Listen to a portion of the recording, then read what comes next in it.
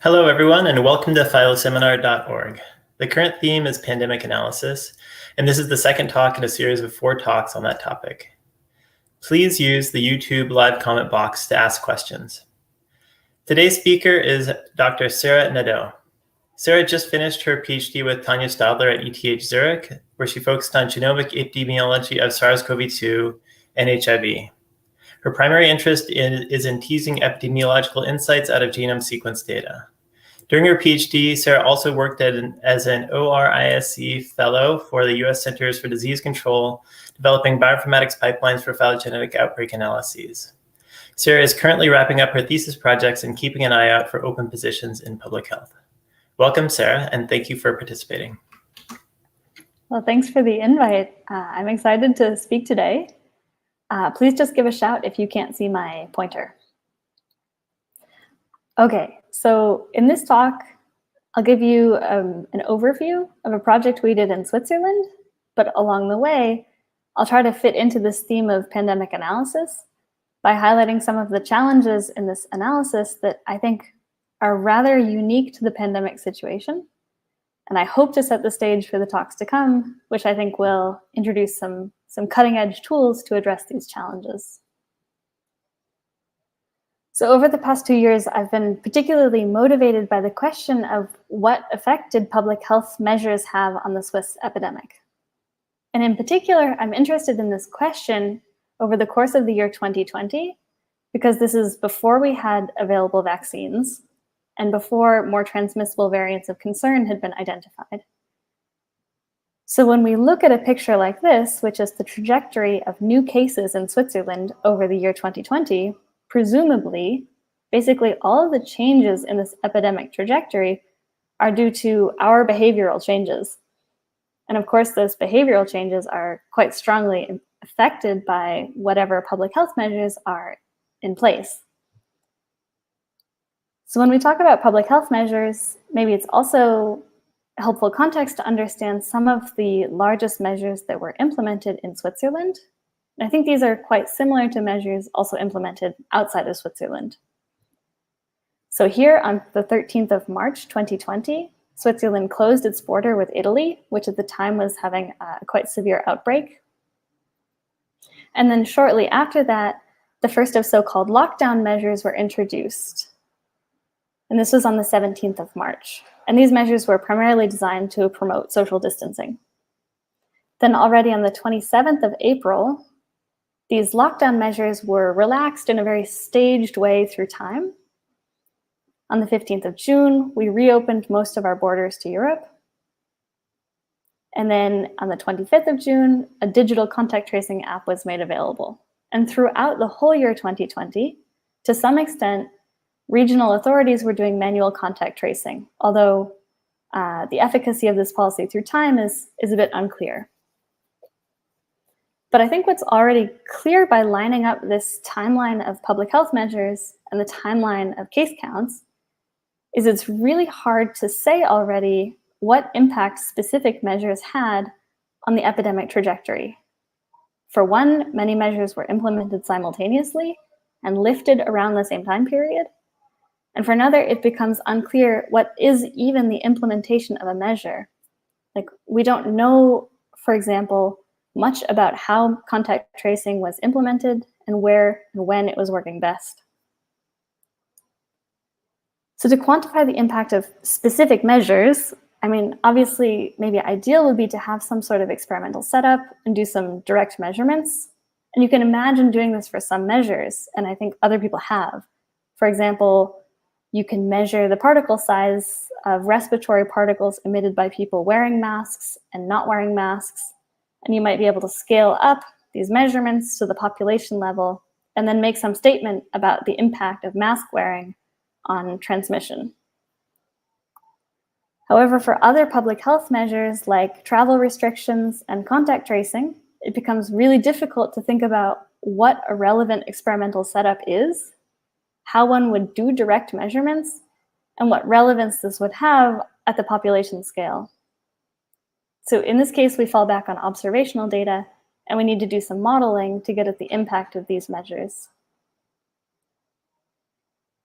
So because this is a phyloseminar, of course, in my project, the type of observational data we used were genome sequences from the SARS-CoV-2 virus. But just to take a step back as a reminder, the premise of this type of analysis is that we collect swabs to gather some viral material from different infected cases. We can extract the viral genetic material from these swabs, send it through a sequencing machine, send it to our colleagues in bioinformatics, and get back a readout of the genome sequence for each of the strains infecting these cases that we sampled. And then there's a whole slew of computer algorithms that will reconstruct for us the most likely phylogenetic tree linking these infected cases. And this tree contains some information about the ordering of the transmission events in the outbreak that resulted in these 3 infected cases that we sampled. So I was really fortunate to have a pretty front row seat to the sequence data generation program in Switzerland. And remarkably, I think this all started for me when my supervisor, Tanja Stadler, basically called a diagnostic company and asked if they might be willing to basically lend us some of the viral extracts left over from COVID tests so that we could perform whole genome sequencing. Then already in April 2020, the resulting consortium called the Swiss SARS-CoV-2 Sequencing Consortium started generating our first whole genome sequences of SARS-CoV-2. And I'd like to point out that we weren't alone. Already before we generated our first sequences, about 1,400 SARS-CoV-2 samples had been taken for genome sequencing by other groups like hospitals and the National Reference Laboratory. However, as of April 1st, only 49 of these so far had already been published in the repository GISAID. So fast forward to end of the year, December 2020, and our consortium, which started with a humble phone call, by the numbers became the 6th largest contributor of SARS-CoV-2 sequences to the GISAID repository. And the numbers presented here are not just our consortium, but rather Swiss totals. And you can see that as a country and also in our consortium, we had a bit of a delay problem. So, in retrospect, we were the 6th largest contributor, but actually at the time, we had only managed to release about 5,000 of the sequences that we would eventually release from December 2020 and before. Okay, but this is already a lot of data. And so my colleague Chaoran Chen developed an amazing website called Spectrum, where you can visualize these Swiss sequences, as well as all of the sequences available in GISAID. And this website was launched and is being actively used for variant tracking. So it serves as an early warning system where you can see, hey, variants, or shall we say strains carrying a particular mutation seem to be really increasing in prevalence in, 3 different countries, and we suspect this might have a transmission advantage. So this is already a really cool real-time use of these data. Then in May 2021, as the utility of genome sequences for variant tracking was becoming clearer and clearer, a national program was implemented in Switzerland. And the goal here was quite ambitious. It was to sequence 10% of all confirmed COVID cases in Switzerland. And you can see here, okay, we've been collecting more and more sequences, and also our delay time is getting a little bit better. The number of collected and released sequences nationwide is equilibrating. Now, since March 2022, we've entered a new phase of our genomic surveillance efforts. And in fact, this national program has been scaled way back. So we're just doing basic surveillance. But in the meantime, we've generated a ton of data. And it's not just Switzerland. This pandemic has really been characterized by unprecedented sequence data collection efforts. So this is where I'd like to highlight sort of pandemic-specific challenge number 1, that the size of genome sequence data sets are enormous. And so maybe for the first time, we get to / have to ask questions about, are these sequences truly representative of the outbreaks from which they were sampled? And can we even meaningfully analyze so many sequences? So I'll try to explain how we tackled that challenge in this Swiss analysis next. But first, I'll emphasize that our sort of ad hoc organized sequencing efforts generated a lot of samples, but rather unevenly. So you can see that the number of sequences generated per confirmed case through May 2021 is really strongly focused in this northeast region of Switzerland, where Basel is, which is where our consortium is headquartered. I think one of the successes of the Swiss pandemic response was that this national sequencing program really improved the geographic representativeness, which you can see based on this updated image, where the number of sequences per confirmed case really kind of evens out nationwide. But I'm doing my analysis in 2020, so I need to do some downsampling of the available genomes in order to get a more geographically and indeed temporally representative sequence set for analysis. So I did the downsampling. We tried to take up to 5% of confirmed cases by week and by canton, which is a Swiss administrative region. And what this means is, under my downsampling scheme, sort of perfect temporal representative sampling would look like a flat line of bars all hovering around this 5% mark. You can see that we didn't accomplish that, but we did accomplish a much more representative genome sequence set than we would have had I, say, randomly downsampled from all the sequences available on GISAID. And what I end up with are over 5,000 SARS-CoV-2 genome sequences from the start of the epidemic in Switzerland until the 1st of December in 2020. But this is not so meaningful in and of itself, because we need some global context to understand, which of these sequences form local transmission clusters, which ones form independent introductions. So I'll kind of explain this idea of global context using an example from the amazing NextStrain website. And the idea here is that we're pairing some focal set of sequences, in my case, Swiss sequences, in this example, sequences from the early US outbreak, with a selection of SARS-CoV-2 genome sequences sampled from outside this focal region that are most genetically related to our focal sequences. So in this NextStrain screenshot, these are kind of transparent lineages. They're a little bit grayed out. But what this global context helps us do is identify, at least visually, on the phylogenetic tree, which groupings of focal sequences seem to be likely the result of local transmission versus which other focal sequences are really more related to strains spreading outside of the focal region. And this would be indicative of multiple import events of these strains into the focal region. So, in fact, I thought this was a great idea, and I used the exact same algorithm that NextStrain does to select a set of most genetically similar SARS-CoV-2 sequences from outside of Switzerland. And I stick those together with my representative Swiss sample, and now I have over 16,000 genome sequences that I'd like to do a phylogenetic analysis with. This is quite a lot for most algorithms to reconstruct phylogenetic trees. But thankfully, yet another pandemic project kind of saved our butt here. And this is the pangolin lineage tool. And what this lineage classification system allowed me to do was to partition my genome sequence set into monophyletic clades prior to doing my own phylogenetic analysis.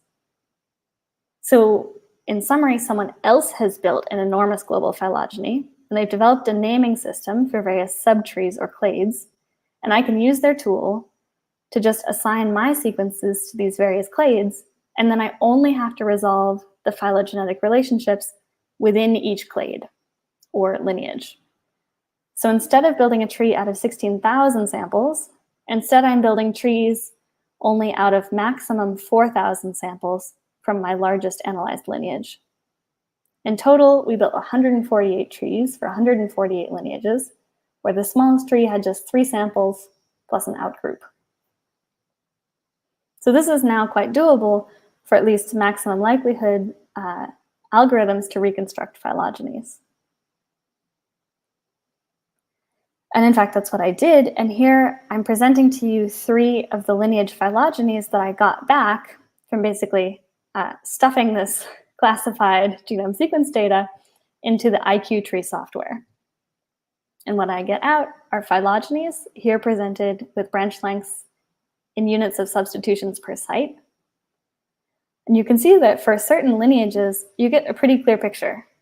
Okay, so all of the Swiss sequences from this lineage tend to cluster together, and it appears there was maybe 1 introduction of a case carrying this lineage of SARS-CoV-2 who entered Switzerland, and then a local outbreak resulted, and from that local outbreak, our surveillance sequencing picked up 6 samples.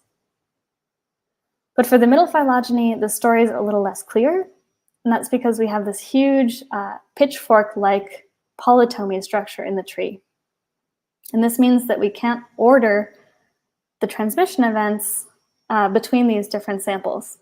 So it's now quite unclear whether there were multiple introductions of this lineage into Switzerland or, in fact, 1 introduction. And taken to the extreme, I've also shown you this phylogeny reconstructed for the largest lineage with 4,000 samples. And you can see that these polytomy structures are quite characteristic of SARS-CoV-2 phylogenies. So it's really a question of how do we deal with this phylogenetic uncertainty? Okay, and I'd like to point out that this uncertainty comes from the super short sampling timeframes we have in the pandemic. So all the samples that form this polytomy were collected within a time span of about a month. And on average, SARS-CoV-2 acquires about 2 mutations a month. So it's sort of understandable that we don't necessarily have a characterizing mutation for each of these strains. So we can't resolve the ordering of these transmission events. And this is what I would highlight as sort of overarching pandemic challenge number 2, that I think for the first time, our sampling is now so intense, the timescale of sampling is way, way shorter than the evolutionary time span of the pathogen itself.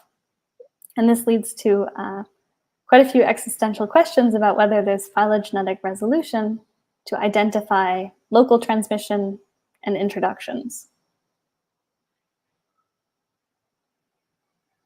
So an ideal way to consider phylogenetic uncertainty would be to consider the whole distribution of possible orderings for these transmission events.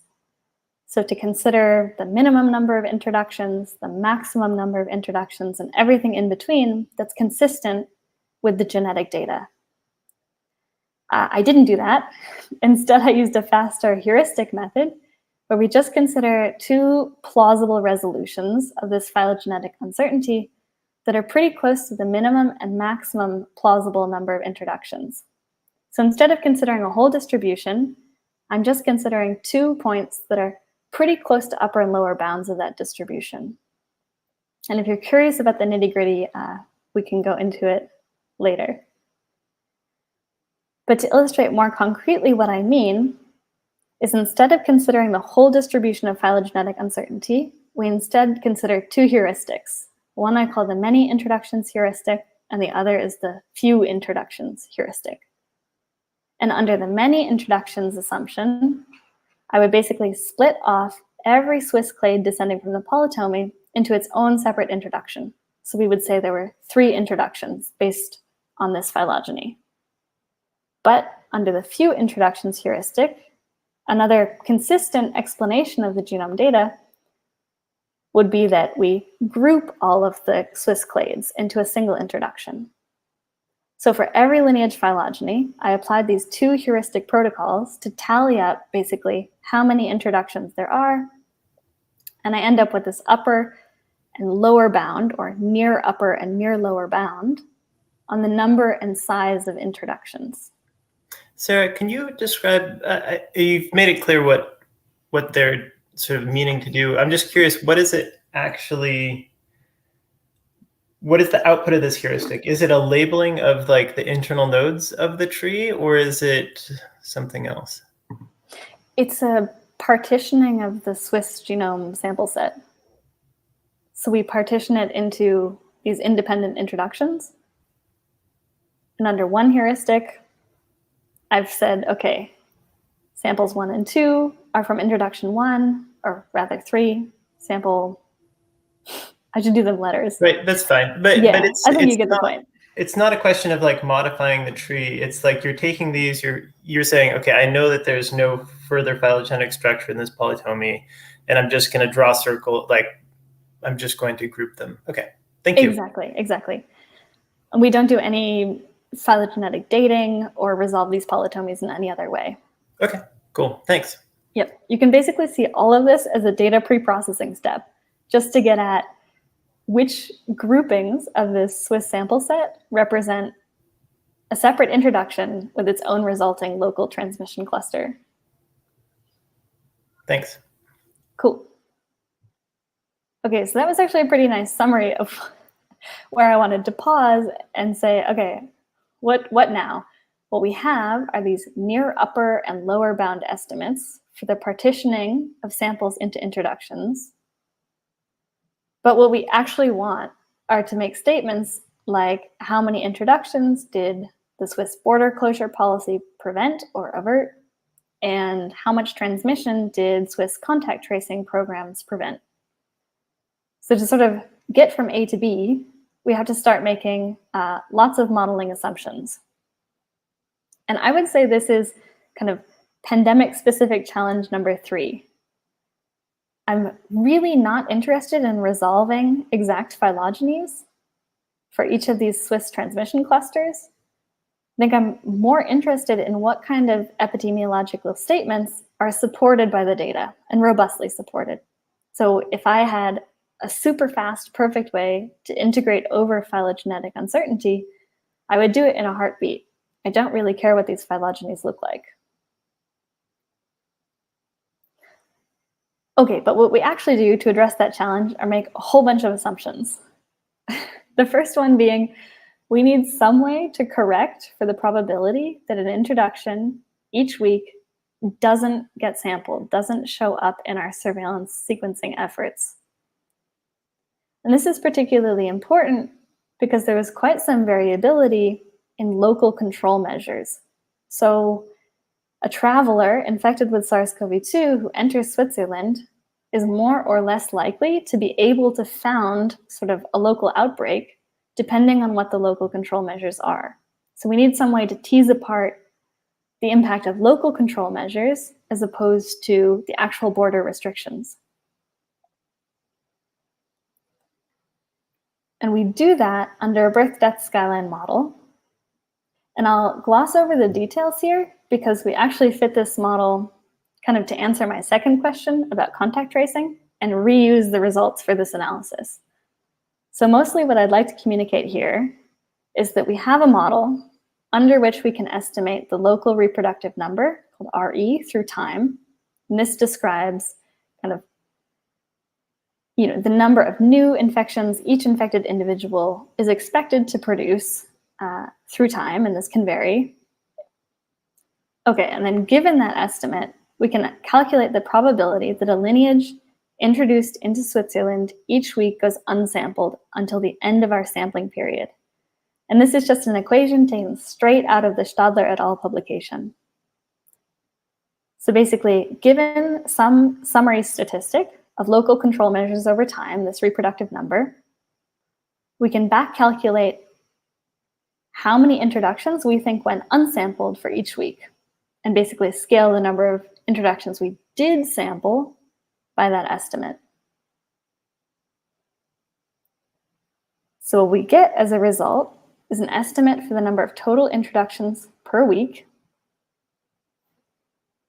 And here we have these two sort of near upper and near lower bound estimates. Took all that phylogenetic uncertainty, and you said we have one estimate for the maximum or near maximum number of introductions, one estimate for the near minimum, and we tally up the first sampling date of all these introductions each week. And that's what these sort of solid lines and solid points are showing. And I've annotated this plot with the date at which those first Swiss border restrictions were implemented, you can see even just based on this, this plot where we're using sampling dates, already the number of newly sampled introductions, regardless of how we resolve phylogenetic uncertainty, is peaking around the date of the border closures. So this is already quite, I think, an interesting result, but we wanted to say something about how many introductions did this border closure actually prevent. So in order to do that, we need to make some model assumptions about the number of introductions that would have occurred without border closures. I assume a really simple model for this. We're going to assume that Swiss introductions are a linear function of the number of cases in neighboring countries before border closures.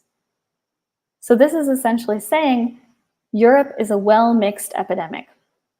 And if case numbers in Switzerland's neighboring countries go up, then more infected individuals are traveling into Switzerland with a SARS-CoV-2 infection.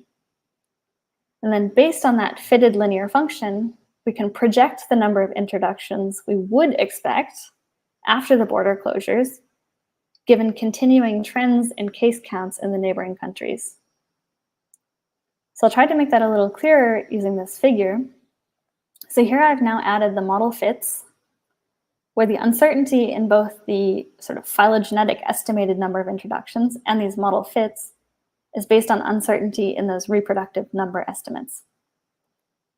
So the model fits match pretty well. You can fit a linear function to the increase in the number of introductions based on the increase in the number of cases in Switzerland's neighboring countries. And you can fit that twice, once to match the many introductions estimates, once to match the few introductions estimates. And that's all well and good. But what happens if we project that model past the point of the border closure? Because in Switzerland, in France, in Italy, in Austria, epidemics are still growing at this time. So in fact, there's quite a marked decoupling of the number of introductions we tally off the phylogenetic trees from what we would expect based on epidemic trajectories in Switzerland's surrounding countries. And this is a log scale, so it is really quite a marked decoupling. We tried to put a number to that, so we can say that the border closures between the 13th of March and the 25th of June, when Switzerland reopened to Europe, averted, we estimate, between 86 and 98% of predicted introductions. And that's the difference between the green line and the green line, and the orange line and the orange line.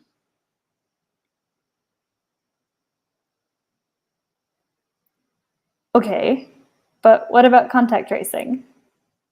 As a reminder of what we have, sort of more or less solid fact, we have a near upper and lower bound for the number and size of introductions into Switzerland.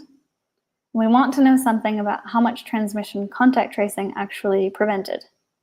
So it's time for a whole new slate of modeling assumptions.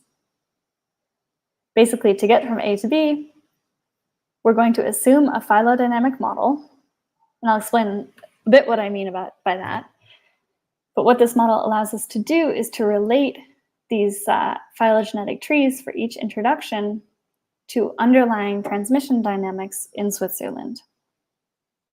And then we're going to further extend that model to include contact tracing so that we can quantify an effect of contact tracing.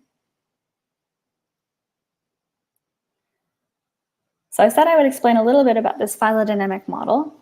It's called a birth-death model, and the basic premise is that infected individuals, here shown in red, can generate new infected individuals, so transmit their disease, according to a birth rate lambda. They can become uninfectious, so either pass away or recover from their illness with some death rate mu, so death for the viral lineage. And they can go get a COVID test and have the genome of their infecting strain sequenced by us and included in our analysis with some sampling rate psi. And these rates might change across time. Kind of the magic of phylodynamic modeling is that really smart people have written down the math to say how probable is a given phylogeny linking some samples given this birth rate during this time period, this birth rate during this time period, maybe also some differences in our sampling rate, and some death rate. So in the Stadler et al. Publication, Tanya has written down the probability of our phylogenetic tree under a birth-death model with possibly time-varying rates. And thankfully for me, and I think for everyone, this inference is also implemented in the BD-Sky package in BEAST 2. So I am just applying methods that others have developed and implemented. But you'll remember that we did all this work to say which Swiss SARS-CoV-2 genome sequences belong to possibly the same local transmission cluster and which ones are separate transmission clusters. So in fact, we don't have one phylogeny describing the Swiss epidemic. We have many, many, many phylogenies, each from a separate introduction and a separate local outbreak. So what my colleague Tim Vaughan did is slightly modify the implementation in BEAST2 so that each of these previously identified partitionings into introductions is assumed to be monophyletic and find its own origin. But we're actually inferring these population dynamic rates, the birth rate, the sampling rate, and the death rate, jointly from all of the introductions spreading in each time period. So we're assessing the probability of the lineage phylogenies, or rather the introduction phylogenies, based on parameters that are shared across all separate introductions. And this is maybe a bit too much in the nitty-gritty, but we actually assume a fixed death rate. We allow the birth rate to change each week to accommodate changing public health measures and changing population behavior. And we allow the sampling rate to change when we know the Swiss COVID testing scheme changed a lot, or when our sequencing program really became was sequencing more or less comprehensively. Great. So I've said we can infer these birth rate, death rate, and sampling rate parameters based on the genome sequences and the phylogenies that link them. But we actually want to extend this mechanistic model now to include contact tracing. So again, Tim was really amazing in implementing another parameter into this model, which I call the damping factor, F. And this is designed to describe a possible contact tracing effect. And what this factor F does is it modulates the birth rate. So it modulates the transmission rate. And what I mean by modulate is the damping factor doesn't always apply. The intuition is that before the first genome sequence is sampled, so before the first person in a new local transmission cluster goes and gets tested, nobody knows about this new introduction and resulting local transmission cluster. It's spreading cryptically.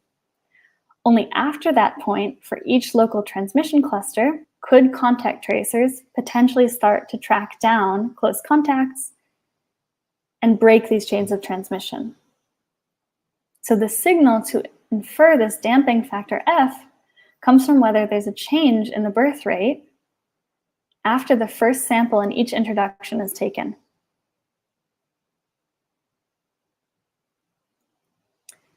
Great. So we did this inference.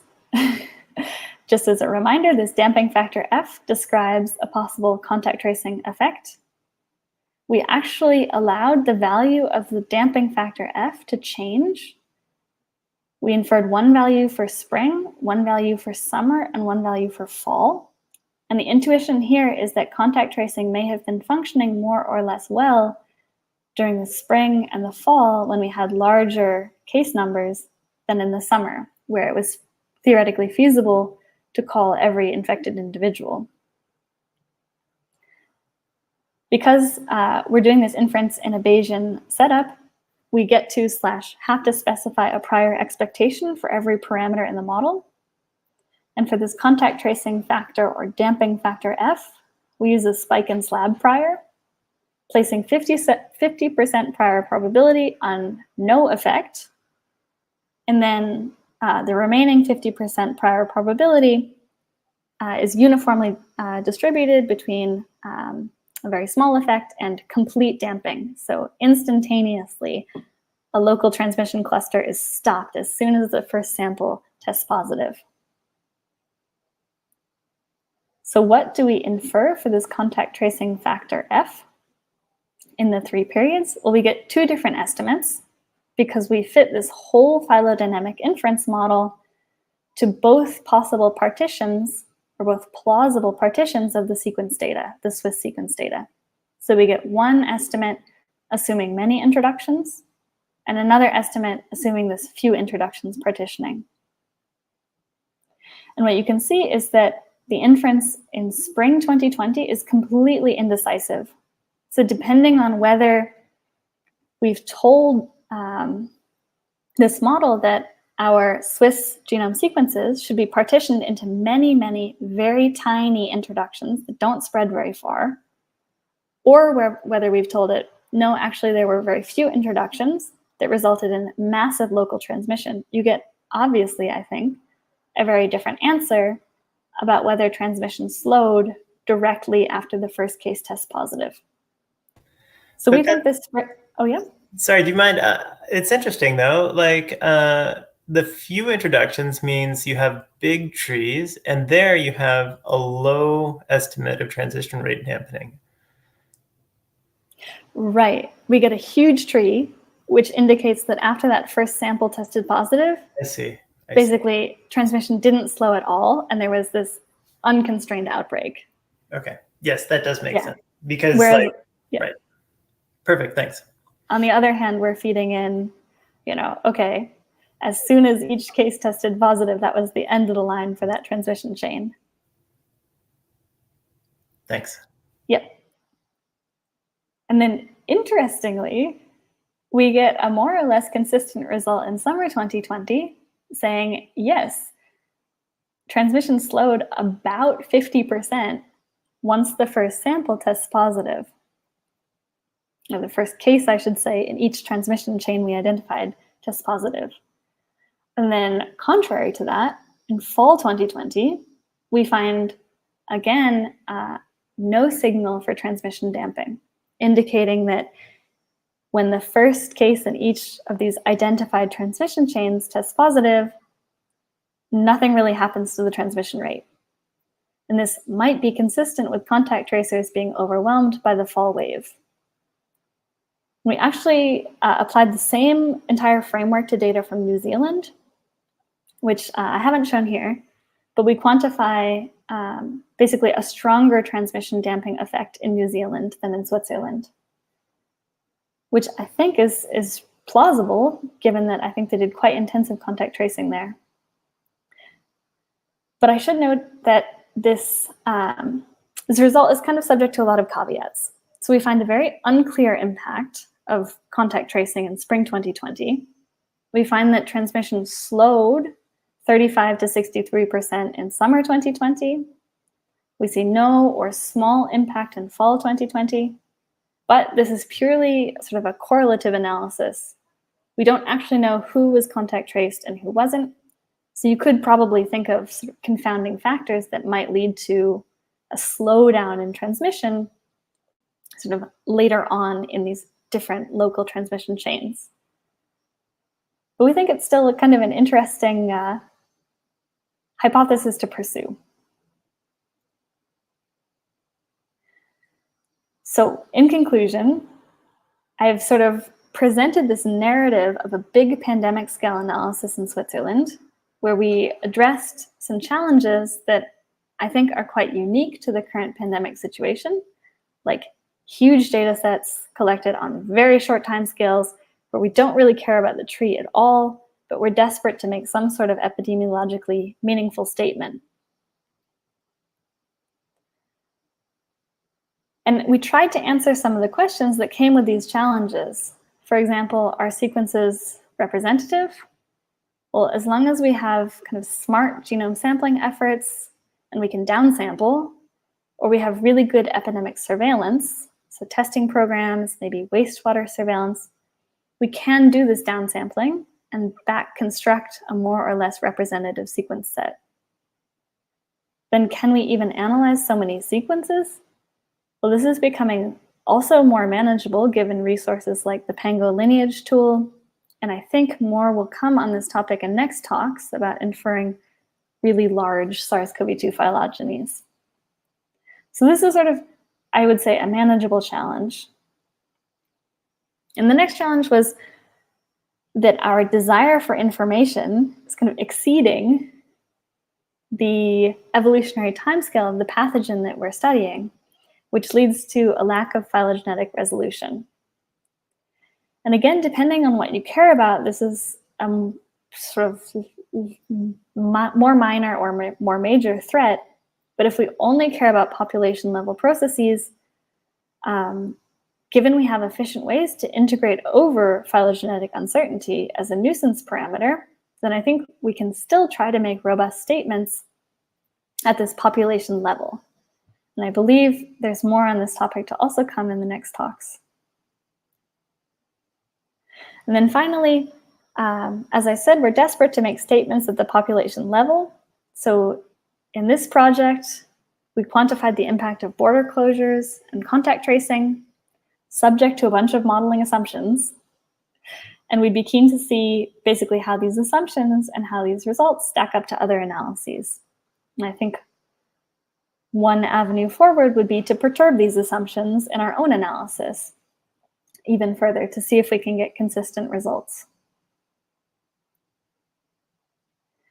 What I think will be a really exciting direction, and I would be excited to use methods going in this direction, would be to incorporate more and different data to improve the epidemiological estimates. For example, if we know something about where people are exposed, then we can incorporate this. If we know something about who got contact traced and who didn't. And I think there's more to come on that in future talks as well. And then the final point I'd like to make is that all of these analyses that I've presented are very retrospective. In comparison, other analyses like the online next-strain phylogenies and my colleagues' Cove Spectrum website, I think did an excellent job of being real-time and being real-time applicable. So I hope that my own analyses and others can match that speed going forward. And I'm very open to new methods to make that happen. So in conclusion, all of the results I presented here are in our preprint titled Swiss Public Health Measures Associated with Reduced SARS-CoV-2 Transmission Using Genome Data. And this is hopefully to be published soon, but you can find it for now on medRxiv. And with that, I'm now happy to take questions. Thank you very much. That was a really nice and very clear talk. And I love that you weren't hesitating to say, like, you know, we don't care about trees, which is great. It's very refreshing. I've already asked a couple questions in, so I invite other folks to hop in. But I was also just sort of curious. I mean, is there... I mean, you showed this really strong effect of like your splitting heuristic. And it does seem like there could be a role for simulation here to sort of test, like, let's see, to test the, I mean, where you could sort of have, you could know in advance whether you did have lots of introductions or relatively few introductions, and then see the sensitivity of your analyses based on that. But maybe you've already shown it given on the real data. Well, we did a bunch of sensitivity analyses varying like the heuristic criteria of, okay, how many exports do we allow per Swiss introduction? And in the end, the phylogenetic uncertainty dwarfed those assumptions. So I think you've really drilled down on sort of the key, basically weakness in this whole analysis is this resolution of phylogenetic uncertainty. I'm I'm sure we could do other simulations to sort of get at how realistic these heuristics are. My gut feeling is we've pretty much overinflated our uncertainty. Like, these are really pretty extreme interpretations of phylogenetic uncertainty. Right. And if we had some mechanistic model taking into account maybe migration rates or travel data, my guess is we would get much narrower differences between, what's a plausible number of introductions. Yeah. Yes. It was fast. That's why we did it. Well, yeah, and you needed, and it was rigorous in the sense that that you sort of have bookended the possible interpretations of the data. So one of the things that you described as a sort of in your wish list of additional types of data was where people were exposed. And so so is this something that you could get, for instance, from a contact tracing app? Is that the sort of thing that you're imagining? I think I'm more so imagining a better direct line of communication to the public health authorities. Because at least in Switzerland, for hospitalized cases, it's part of the form people fill out, or it was for a while. Have you been traveling abroad? Do you think you were exposed there? When did your symptoms start? But for privacy reasons, this data is not made openly available, which is totally understandable. But I think, other studies are using this type of data, and it's really cool. You get a much better idea of where introductions are coming from and when they happened. Well, hopefully that will give you a lever to advocate for that. So Angela McLaughlin asks, what is the lower limit of number of tips in an introduction subtree to which you're confident applying the BD-SKY model? That's question number 1. Right. So we're analyzing all of these about 5,000 Swiss sequences actually in one analysis. So we're conditioning on the partitioning of these 5,000 sequences into separate introductions, but the BD-SKY parameters are co-inferred jointly from all of those data points. So we have actually many introductions that just resulted in one sample, but that's still informative for this inference because we only have one sample. We didn't sample more. So it must not have been, it's very unlikely there was a huge cryptic outbreak behind that local transmission chain. Yeah, I do think that that's sort of the core of her question. But feel free to follow up if I totally missed it. Yeah, no. I think that, I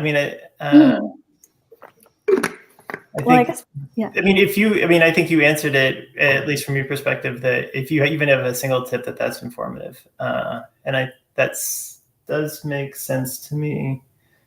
Though maybe Angela can, she's got a couple other questions, so maybe she can pipe in if there's. Yeah, the true spirit of the question, I guess, is how much data do we need to infer BD-SKY parameters? And I don't have a good answer for that. Well, no, I think that it's go do some simulations. But you have lots of information in your parallel sets of subtrees. I wonder if she's wondering if you have a very few number of tips in an individual tree, does that make sense to include in this overall analysis? But oh yeah, I think we'd bias ourselves if we didn't. Yeah. Okay, well, hopefully I didn't misinterpret that. So also, did you consider estimating rates differentially across subtrees? Good question. So we didn't, and this is actually the motivation behind why we ended our sampling period the 1st of December, because we didn't want to have to consider more transmissible variants like alpha. So if we had a subtree of alpha SARS-CoV-2 sequences, it's then, I think, a pretty gross model misspecification to assume that the birth rate for that cluster is the same as for other wild type clusters. Cool. Yep. Yeah, that makes sense. But I guess I could get Tim to come up with an even more parameter-rich model for me and integrate over that uncertainty. She also says, thanks for a great talk, and that your answer to the previous question makes sense. But that is sort of, I mean, I feel like maybe I can just ask one more question that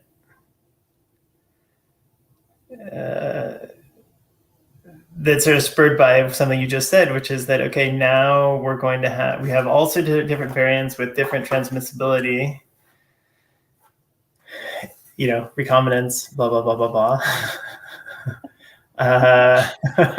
Okay, so what's the future of this flavor analysis? It's a good question. How far can we push this type of analysis while having it still give us results that we believe?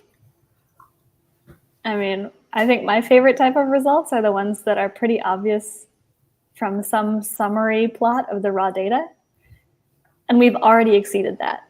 I mean, this contact tracing factor is very hard to wrap your mind around, let alone see in raw data.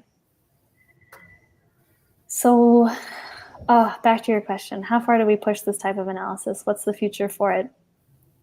I think maybe some more stress testing. Like, if I could get this running live continuously based on ongoing surveillance efforts, when does it start spitting out on really unrealistic results, as opposed to sort of confirming things that we would have already said beforehand?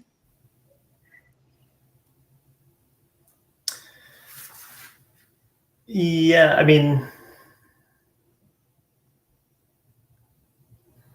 but again, yeah, the different variant, yeah, I mean, I think figuring out the different variants and their growth advantages and things like that. Yeah, it's tricky. It turns out Angela has one other question, which is it fair to assume a similar transmission rate in urban case dominant subtrees versus rural?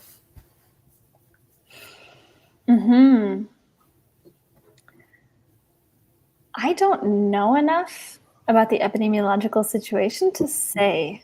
I mean, it is certainly an assumption we make, right, that Switzerland is this homogeneous population of people who more or less behave similarly. I don't know. I couldn't say. Maybe Angela has some papers I need to read. I thought it was interesting. One of your first slides showed that early on in the pandemic, that even in Switzerland, which is a small country with you're able to move around, even then, there was this huge skew in sampling rate. That was fascinating. Okay, well, thank you very much. That was a great talk. And I guess I should also say we were going to have 3 talks, but I forgot that I really wanted to have Nicole DeMaio talk about maple, so that's now the 4th talk. So that will be fun. Thank you very much, Sarah. And thanks again. Thank you.